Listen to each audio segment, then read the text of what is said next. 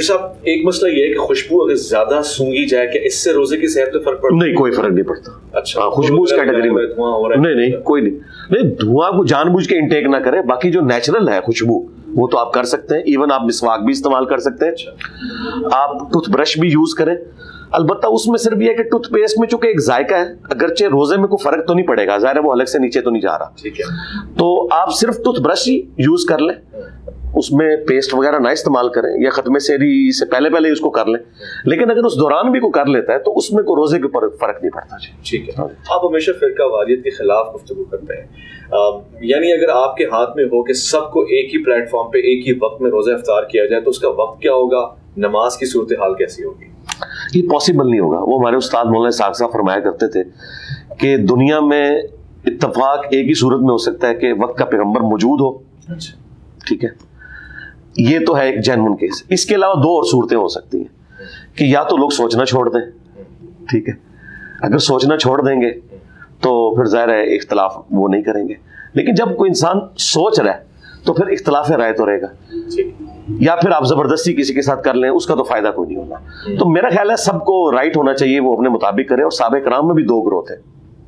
ये हैरान कुन बात बताऊं, बुखारी मुस्लिम में हदीस है कि साहबा के दो ग्रोह थे, एक इफ्तार में लेट करते थे, अच्छा, और एक जल्दी करते थे। जल्दी से मुराद ये नहीं कि आप फौरन यानी जो गुरूब आफ्ताब से पहले नहीं, हाँ, लेकिन वो एक थोड़ा इंश्योर करते थे कि ठीक है यार, जिस तरह हजरत अबू हुरैरा के बारे में आया कि वो जब वुजू करते थे तो पाँव आधी पिंडली तक धो लेते थे कि मैं अपने नूर में इजाफा कर रहा हूँ, ये एक अपना शगफ था।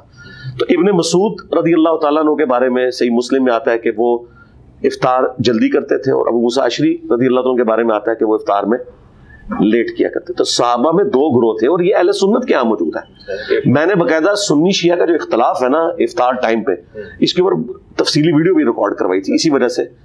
तो बेहतर यह है कि अब इत्तेफाक करना है तो फिर इत्तेफाक यह है कि शिया के टाइम पे लोग खोलें। अच्छा, जाहिर है कि हमारा भी रोजा उसमें खराब नहीं होता सुन्नियों का। वो जो बहुत डिले है ना जिसमें सितारे नजर आए, उसके ऊपर वईद है। ये 5-7 मिनट की डिले करने के ऊपर कोई वईद नहीं है, मकरूह भी नहीं, नहीं कोई मकरूह नहीं है जी, क्योंकि बातें मशहूर है जी, वो एवी मशहूर है जी, ठीक है, वो तो सितारे नजर आए तो फिर बेहतर है। अच्छा, इख्तिलाफी गुफ्तगू में एक हिस्सा मेरे जहन में आया कि जो मौजू जुराबों के ऊपर जो वुज़ू का ये मसे का सिलसिला है, उसमें आसानी है, हो सकता है हदीस मौजूद है, या नहीं जी बिल्कुल नेकेड होगा पाँव तो होगा आपके वजू? देखिए, जुराबों की हदीसें तो अहले सुन्नत के यहाँ पाई जाती हैं। जोराबैन अरबी का लफ्ज है जो ये हमने अमूमन पहनी हुई होती है, और एक है खुफ़ैन, वो चमड़ों के मौजों के लिए था, वो भी। तो दोनों की अलग से हदीस मौजूद है। मुस्लिम शरीफ में खुफ़ैन की हदीस है, और जोराबैन की हदीस जो है वो अबू दाऊद में और तिरमिज़ी में मौजूद है। और फ़िक़ह हनफ़ी के लोग जो इमाम हनीफ़ा को लेकर चल रहे हैं, और वो कहते हैं सिर्फ खुफ़ैन चमड़ों के मौजों पे होगा, जुराबों पे नहीं होगा। तो वो हमें ये बताना चाहते हैं कि हम 1 नंबर बड़े बूट लें सर्दियों के लिए, और गर्मियों के लिए 1 नंबर छोटे बूट लें। ये पॉसिबल है, अल्लाह ताला ने इंसान को इस तकलीफ में डालना था। हालांकि तिरमिज़ी में खुद मौजूद है कि इमाम हनीफा की वफात जिस मर्ज में हुई है, मरने से 1 हफ्ता पहले उन्होंने जुराबे पहन के उस पर मसा किया और कहा मैंने आज तक ये काम नहीं किया था, लेकिन मैं यानी रुजू करता हूँ इस मामले में कि ये जोरब के ऊपर भी मसा दुरुस्त है। अब रह गया सिर्फ पाँव के ऊपर मसा करना, तो वो भी अहले सुन्नत के यहाँ पाया जाता है। अल-मुसन्नफ़ इब्न अबी शैबा में मौजूद है इकरमा ताबी के बारे में कि वो पाँव के ऊपर मसा किया करते थे।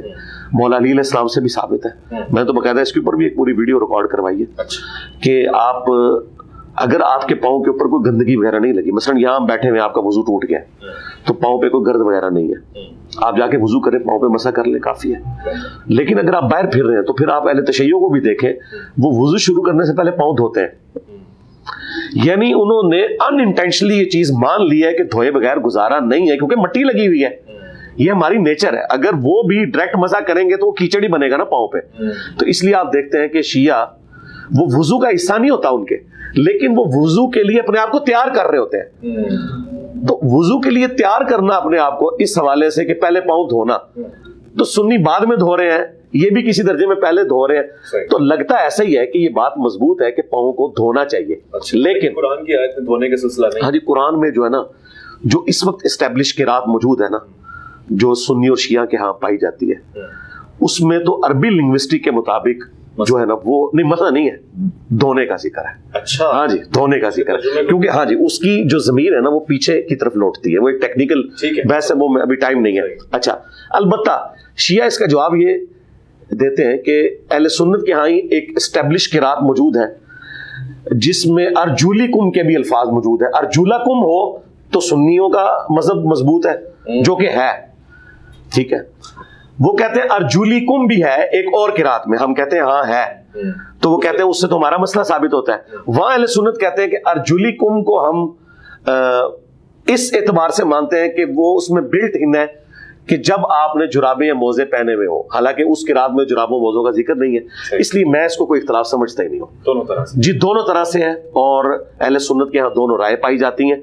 वक्त के साथ साथ थोड़ी सी एक इसमें एक सख्ती आ गई है, लेकिन ये बात सबके यहाँ कन्फर्म है कि अगर आपके पाँव पे मट्टी लगी हुई है, एड़ियां आपकी अबर आलूद है, फिर आपको पाँव धोने होंगे, ठीक है। और फिर धोने के बाद आप उसको भले खुश करके बाद में मसा कर लें। तो पंजाबी में एक मुहावरा बोला जाता है कि लक वशकारी है, यानी आप चाहे सर अपना तकिए वाली साइड पे रखें या पाँव वाली साइड पे, आपकी कमर दरमियान में ही रहती है। तो शिया पहले धो रहे हैं, हम बाद में धो रहे हैं। बात यह है कि धो रहे दोनों है, क्योंकि ये अननेचुरल है कि पाँव, इसलिए बुखारी मुस्लिम में आता है ना कि नबी इस्लाम ने कहा उन एड़ियों को अजाब दिया जाएगा जो खुश्क रह जाती हैं, क्योंकि वो गर्द आलूद सफर में थे।